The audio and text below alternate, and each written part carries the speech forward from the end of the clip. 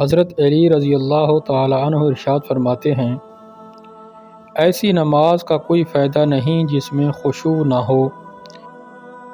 ایسے روزے کا کوئی فائدہ نہیں جس میں بیہودہ گوئی سے پرہیز نہ ہو، ایسی تلاوت کا کوئی فائدہ نہیں جس میں غور و فکر نہ ہو، ایسے علم کا کوئی فائدہ نہیں جس میں عمل نہ ہو،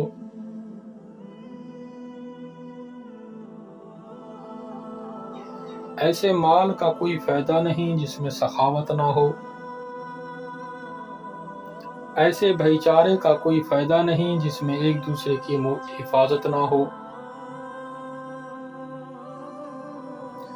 ایسی نعمت کا کوئی فائدہ نہیں جس میں بقا نہ ہو، ایسی دعا کا کوئی فائدہ نہیں جس میں اخلاص نہ ہو۔